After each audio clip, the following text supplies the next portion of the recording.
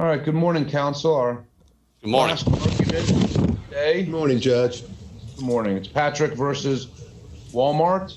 Yes, Your Honor. We'll first hear from plaintiff's counsel whenever you're ready. Thank you, Your Honor. May it please the court, my name is Nelson Cameron, and I'll represent Ms. Stacy Patrick. Ms. Patrick, a white female, became employed by Walmart in August 2014 as an assistant manager. Then she was transferred to the receiving room for the third time in January 2016, and that's where they unload the truck. She had two teams to supervise. Each team had a leader. One of those leaders was Jeremiah Elsie. He stayed in that area to March 2016.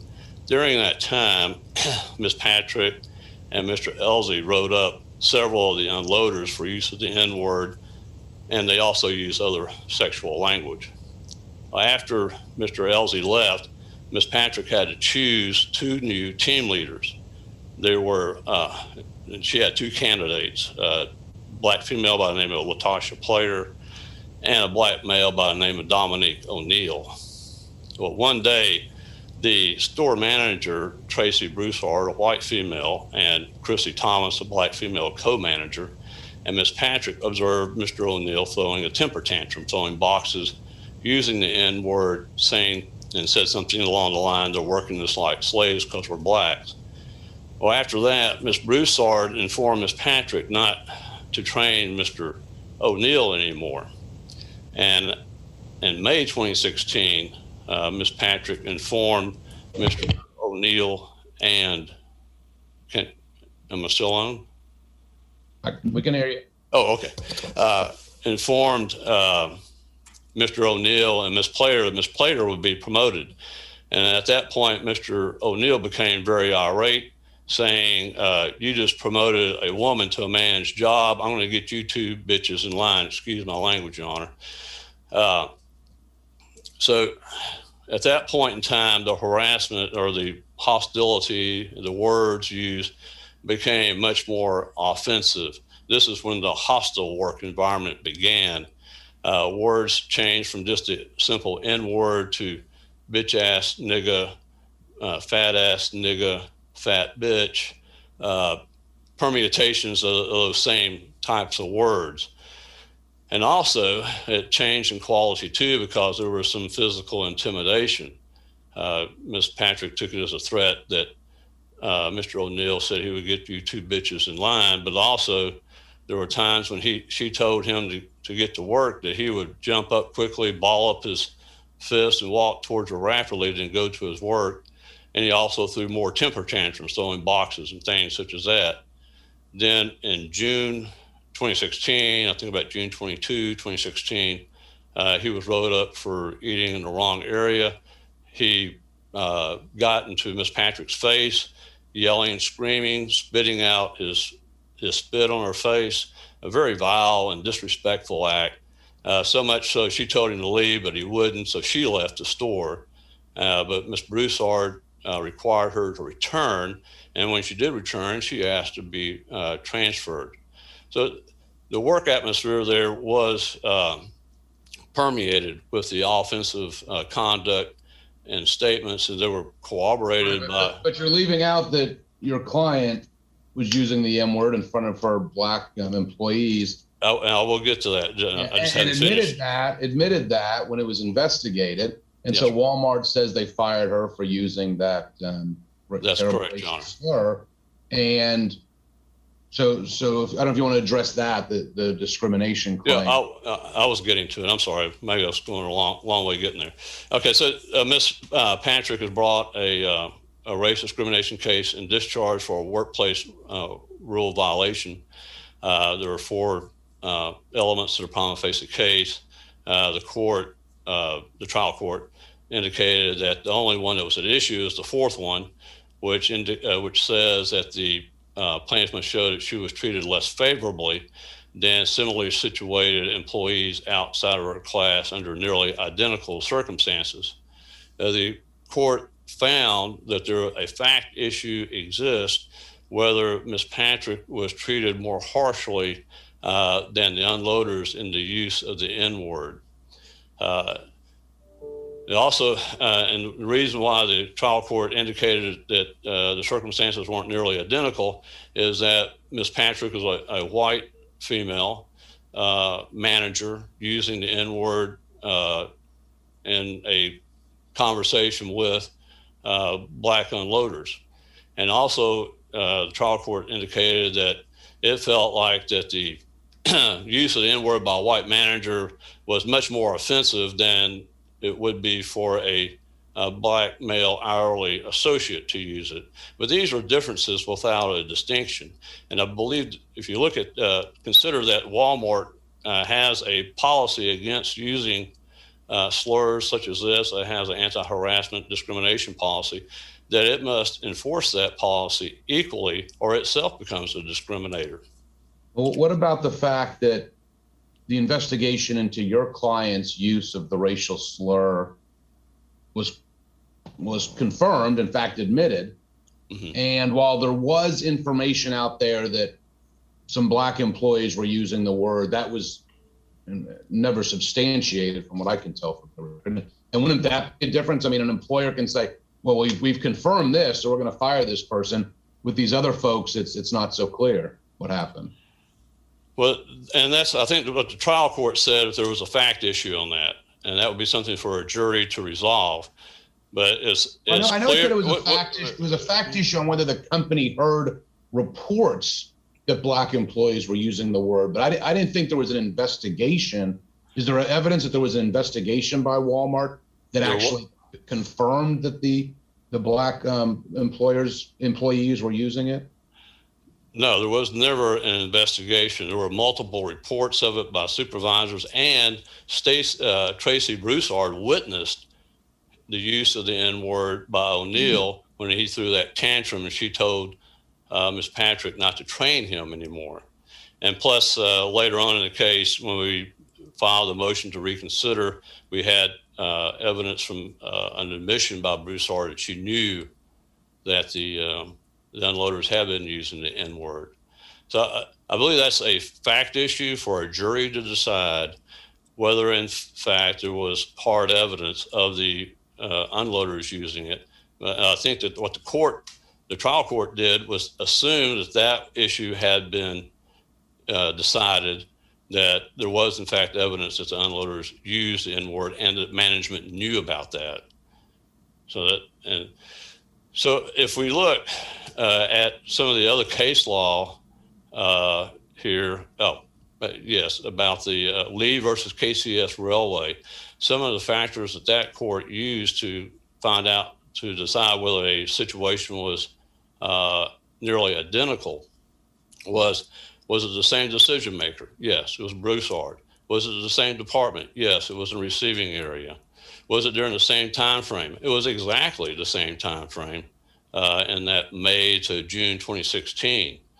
Now, we're not saying that the unloaders should have been fired. We're only saying they should have been disciplined according to the written accountability guidelines, so that the past disciplinary history of those involved is not nearly as important in this case as it would be in others.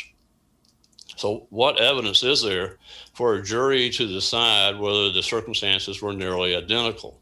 As you know, Lee v. KCS Railway says the critical things to look at the plaintiff's conduct and the comparator's conduct. They're exactly the same, the use of the N-word, not directed to a person. So things that a jury would be looking at first would be Walmart's policy. And Walmart has a policy, I have it in the record excerpts, and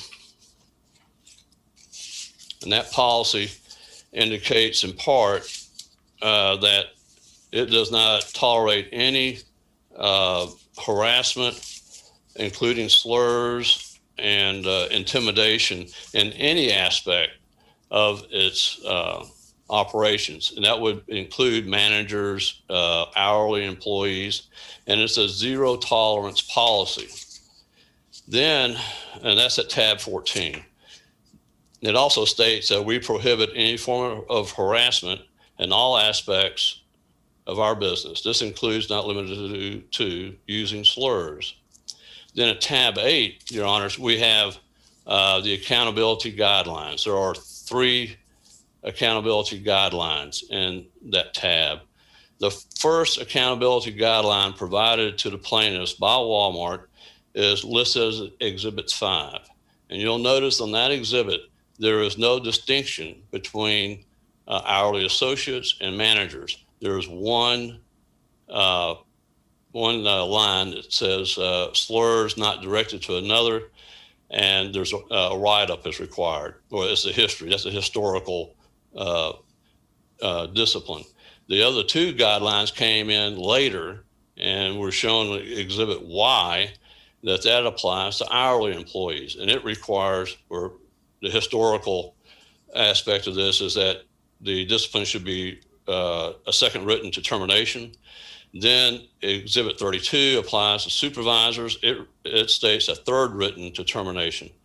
So some discipline is shown under these accountability guidelines for the same conduct that the hourly employees engaged in and the manager engaged in. Then the next thing a jury could look at would be testimony. There's at tab 11, we have the testimony of Mr. Zuniga, who is the ethics and compliance manager. He advises the store manager and others as to what action to be taken to be appropriate. He testified that hourly and managers are treated the same in the use of the N word. No one gets a free pass. He also testified that all associates, hourly and manager, adhere to the policy regarding the use of the N word. Then at tab 15, we have the testimony of Ms. Sparkle, I believe it is, at tab 15, and she states, when it comes to the N word, associates, hourly associates, and managers are treated the same.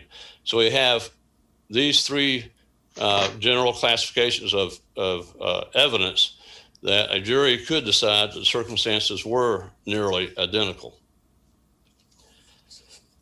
And it's not so much, the issue is not whether the N word from a white manager offends an black hourly associate more, or than when a black hourly associate or group of them uses it repeatedly over a long period of time. The issue is, does the conduct of each of these groups equally offend the Walmart policy and accountability guidelines? And that is true here. So we suggest to the court that the circumstances were nearly identical. There is substantial evidence from which a jury could decide that issue in favor of the plaintiff. The next claim that the plaintiff brought is one for hostile work environment, that Walmart tolerated a racially and sexually hostile work environment.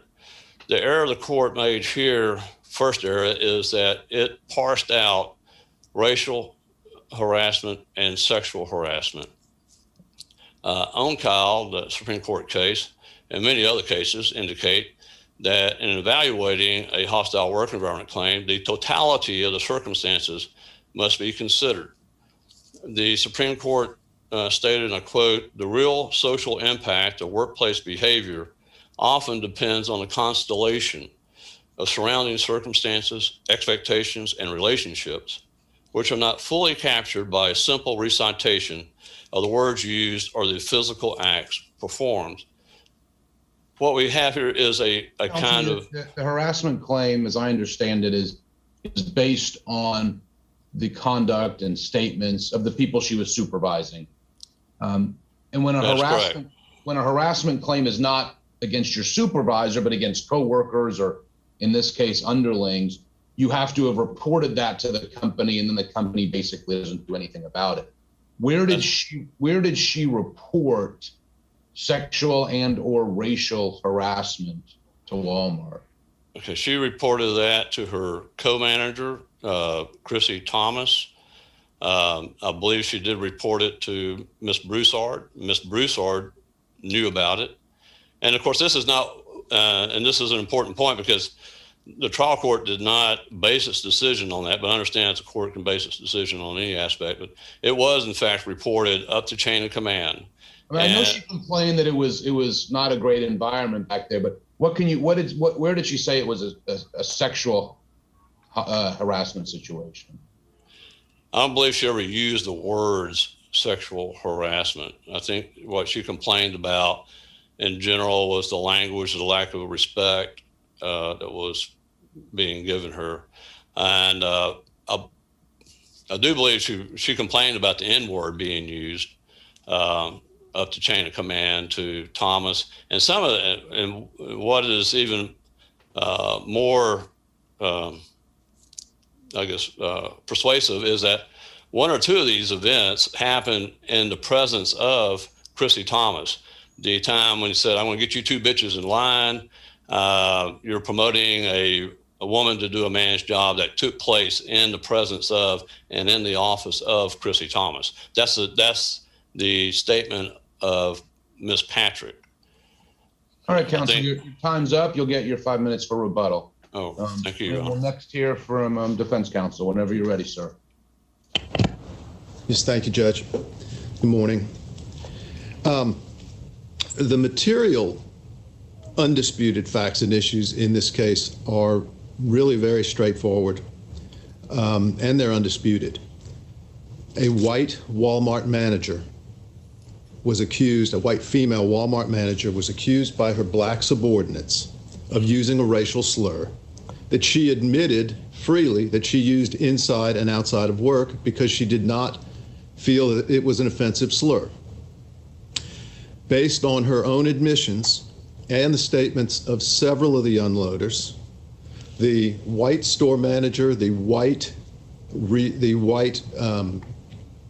market human resources manager, and the Walmart global ethics investigator all determined that the complaint that the unloaders made against her was substantiated. They also determined that there was no substantiated use of the same slur by the unloaders, all of whom denied using it.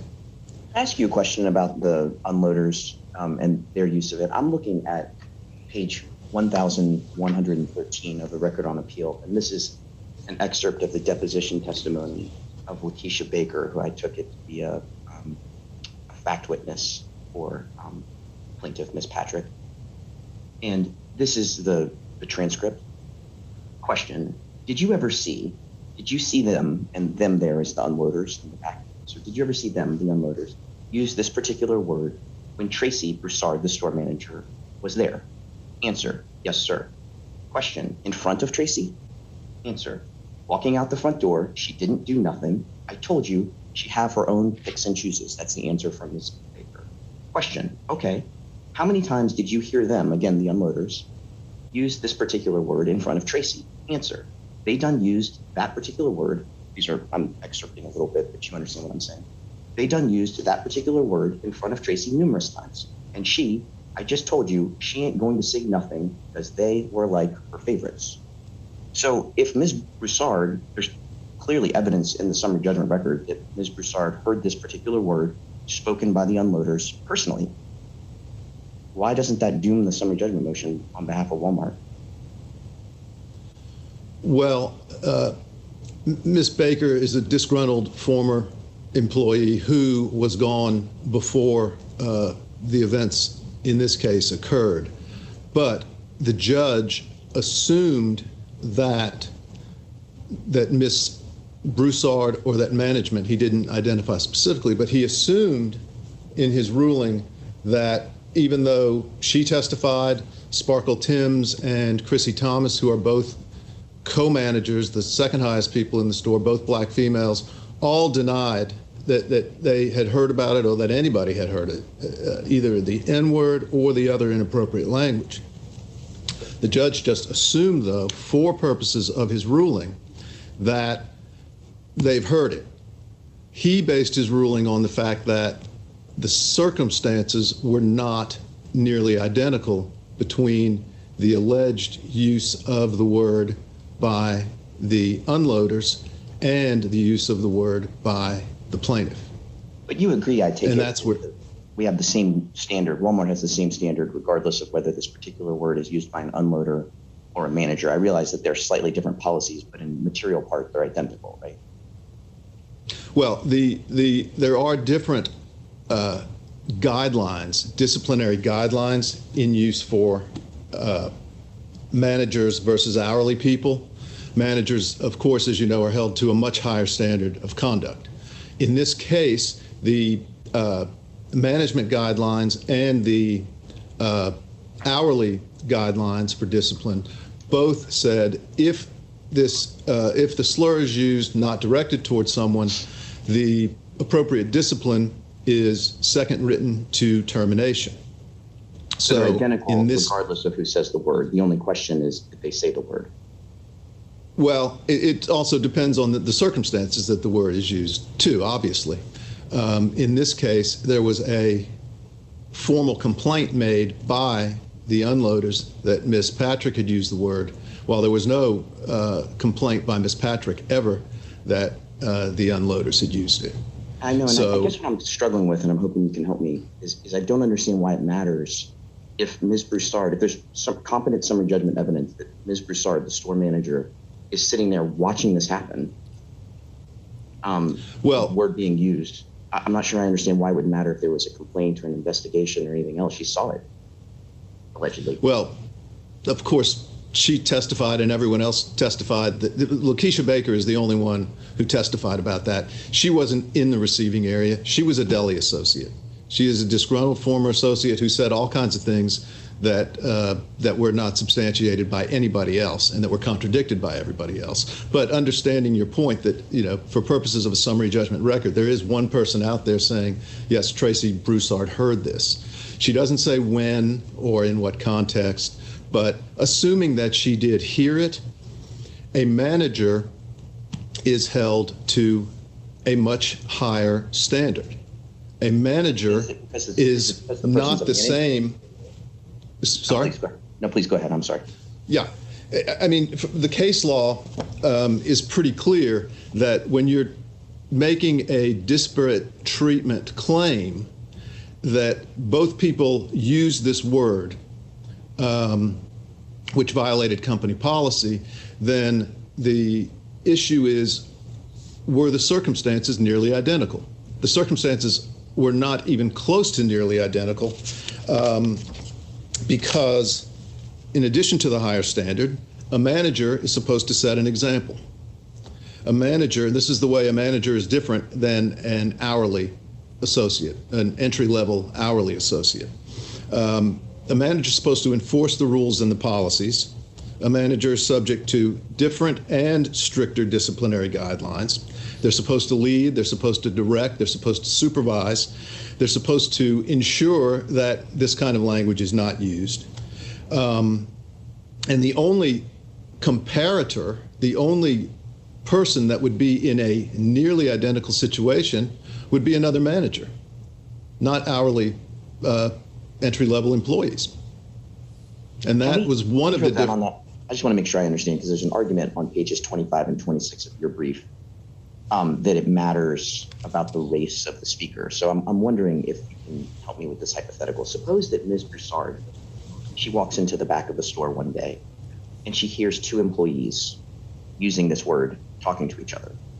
And suppose further that one of the employees is black and the other one is not. Could Ms. Broussard in that circumstance discipline them differently? No, I don't think so. No. And that's not what happened here. There was no... The district court says that she could.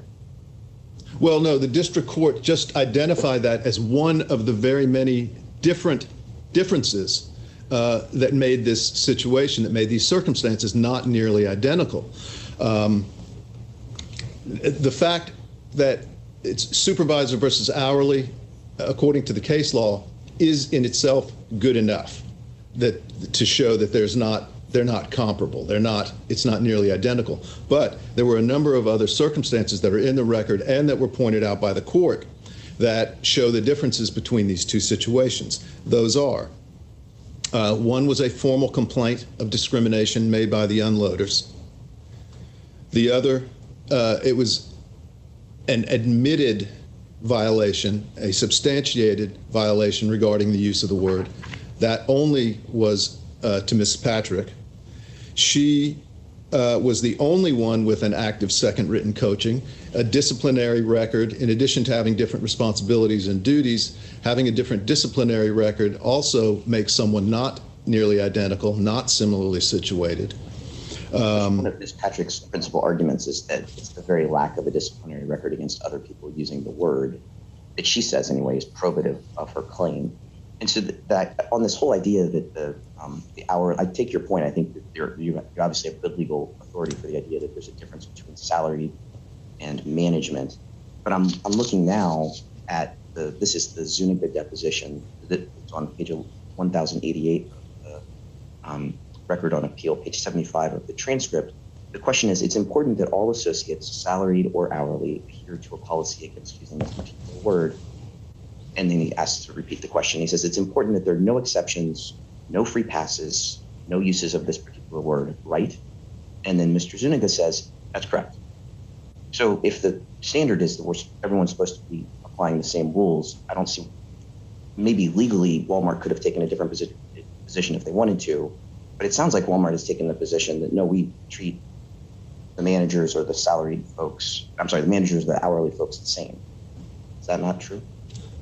Well, both are expected to follow the rules, and neither one is given a pass for using a slur like that. Of course, in this case, only one person was found to have used the slur. But assuming for purposes of this argument and assuming for purposes of the court's decision below, they assumed, let's just say, as she claims, they were referring to each other by the slur. That's still very different than a white manager or a manager, regardless of race, using this slur. It's a different, it's apples and oranges. It's the same word used, but it's used in very different circumstances. Also, there was, and that's really the thing. It's not even whether it's more offensive to a black person or a white person. The question is it different? And it's certainly different. It's just yet another factor that distinguishes these two situations. Again, there was no finding that any of the unloaders used the word. They all denied it. The only one that everybody agreed to use the word was Miss Patrick. On that last point, I was a little confused by this record point. It sounded like Ms. Player, who I take it was she was the CAP supervisor, that she, when the investigation first started, after Mr. Zuniga got involved and investigation starts, that there were acknowledgments that the unloaders were using this particular word. But then when Ms. Broussard went back to them a second time, then that's when they all denied it. Am I misunderstood? Was it sort of a two-phase investigation, or am I misunderstanding what happened? Well, in the statements that were taken in response to the unloaders' complaints, I don't believe Ms. Player in her statement indicated that anyone else had used the N-word except for Ms. Broussard. Ms. Patrick. I don't think there was any indication that I'm aware of that anyone used the N-word other than Ms. Patrick saying, well, they all used it. And that is when Ms. Broussard went back to them and without exception, all of them denied that it was used.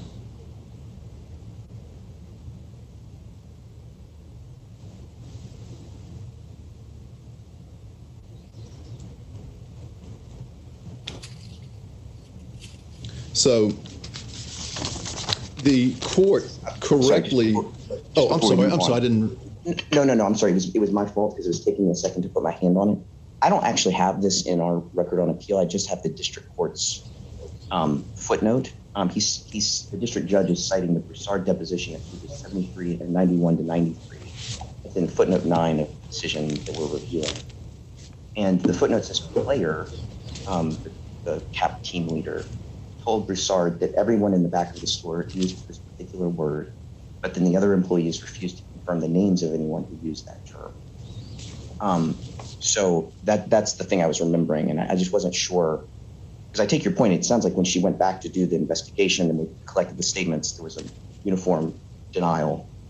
But there is this thing from Player in addition to the deposition testimony under oath by Lakeisha Baker. Well, yeah, okay.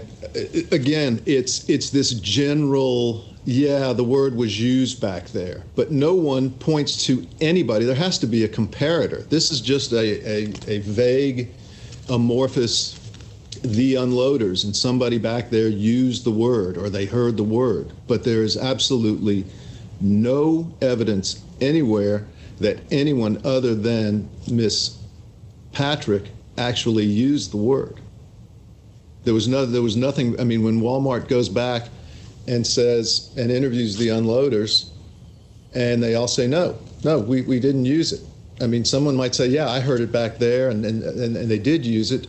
But what is Walmart supposed to do when you go to the people who are complaining and they say, no, the only one who used it is Miss Patrick? I think Walmart has a duty to take that seriously and to act on it.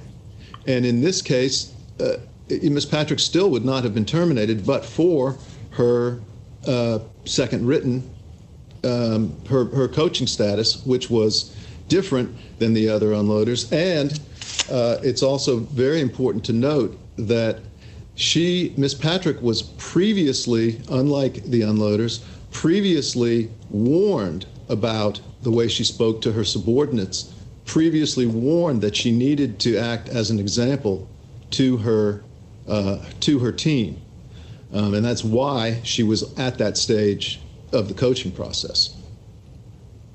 But there was no one said, yes, I said it, or I heard so and so say it, and I think that's a significant difference here.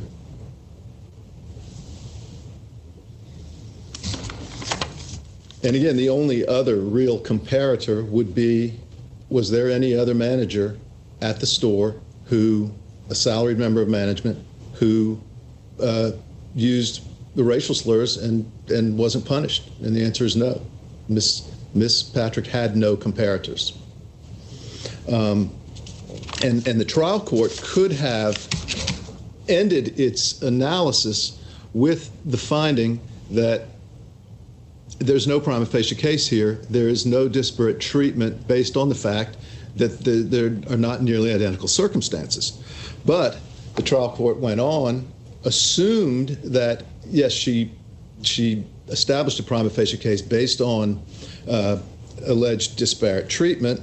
And then under the McDonnell-Douglas burden shifting, Walmart provided a legitimate business reason for the employment action.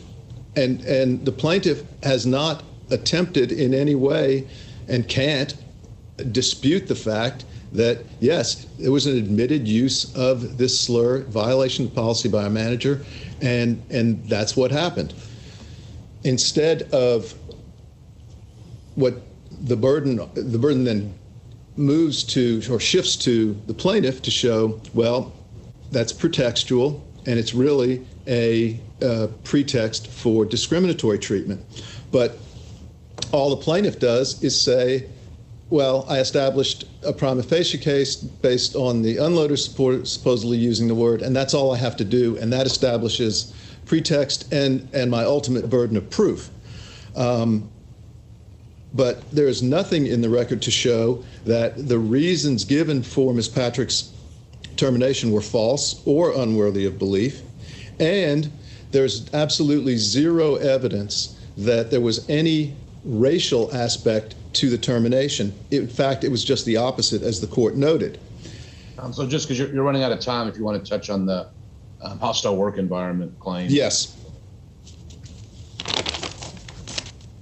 The court summed it up, I think, beautifully by saying it seems incongruous to the court that one who uses a certain term can find it offensive.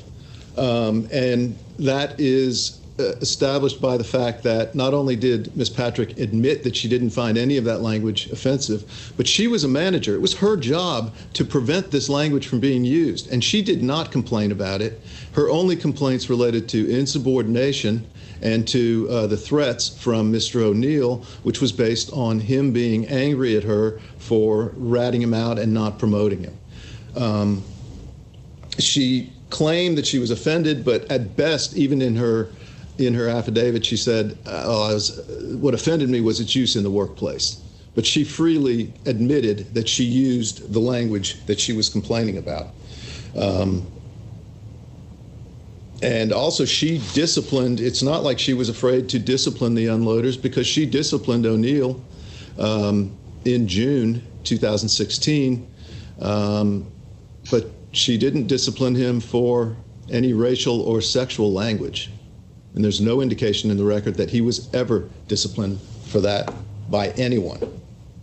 And also, in terms of this sexual aspect of it, or the racial aspect of it, O'Neill, every time he threatened Miss Patrick, he threatened Player too, allegedly, and Player is a black female. All right, we have your argument, counsel. And now, Mr. Cameron, you get your rebuttal. Yes, Your Honor.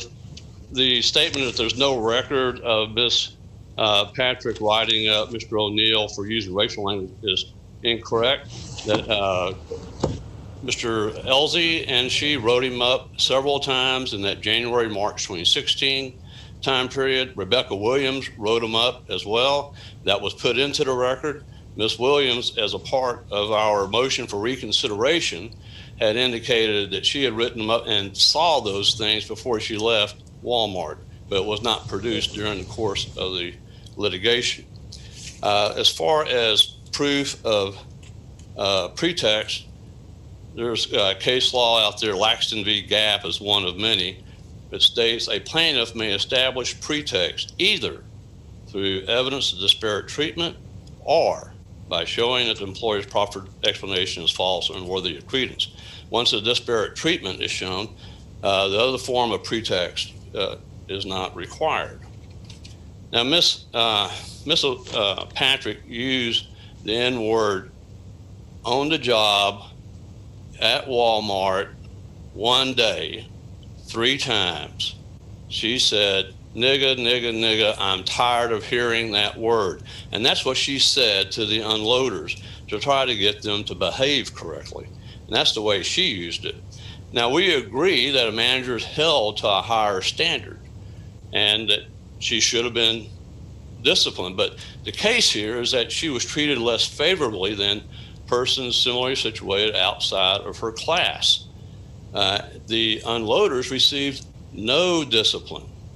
And Ms. Broussard witnessed twice Mr. O'Neill using the N-word, once when he threw the fit back in, I believe it was in March or May, sometime in that time frame, and she instructed Patrick not to train him anymore.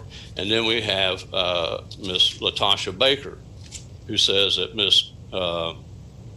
Broussard witnessed it for herself. Ms. Broussard knew that the unloaders used that word. She knew it when she talked to them in the group setting. She did not do as she did in the other investigation and sit them down separately to ask them about using the N-word. Apparently that happened in January 2017. If you look in our record excerpts, we have several different statements written by unloaders. That's at tab 9, where they indicate, some indicate, yes, we've been using the N-word back there. We're still using the N-word. And this is what happens when a policy is not enforced effectively. So the fact that a manager is held to a higher standard is not the issue. The issue is holding all employees to some standard. There were unloaders who were held to no standard at all. And they were just allowed to do what they wanted to do. Let's see. So unloaders and managers under Walmart policy, and it's very important that the policy is what controls here. It's not, well, we think managers should be held to a higher standard. Never mind the unloaders. They no standard for them, but they have the same responsibility under the policy for both. This is not a case where we have a work rule violation of some job duty that's assigned to the cash register person. I'm going to ring up everything this way, that way, and then the manager has a separate kind of duty related to the cash register. No, this is a policy that applies to every employee. Are we done? Can you hear me? Oh, okay. I heard something. Okay, I heard something. So this is a policy is applied to every employee, whether you're a cash register attendant, whether you're the guy getting the buggies out in front of the store, or you're an unloader in the back. Every employee. And I do know inconsistent applications of policy can certainly, our case law says, can be used to show pretext. But the comparator inquiry, what it's really saying is, should someone be able to infer a discriminatory motive based on different treatment of the same people?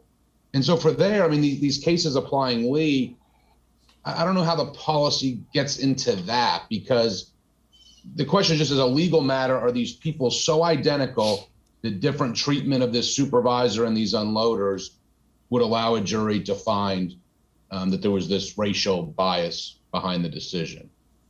Do you know of any cases that use a policy or something like that in identifying the proper comparator? Well, I have looked for such cases, Your Honor. I can look again. If I find one, I'll certainly send that your way. But right now, I'm just not able to find anything like that. But looking at the concepts in the law, that it's a universal kind of policy. It's not just a policy that applies to certain people. It applies to everybody. So, and it's the quality of the act that's at issue. A slur not directed to another, and that's the main thing we're looking at. As far as her Miss Patrick not being offended by some of the language, we can look at some other facts around surrounding this situation where she complained about these things, complained about to the unloaders, complained to her supervisors, her friends. So complaints can be a source of evidence to show offensive, that the person felt offended by the conduct and by the language. And I believe that supports Miss Patrick very well. All right, Counsel, your time's up, but we have your argument as well as that from Walmart. Thanks to both sides for the helpful argument. And that wraps up this sitting of court. The court will be in recess, and the lawyers may excuse themselves. All right. Thank you, Your Honor. Thank you, Your Honor.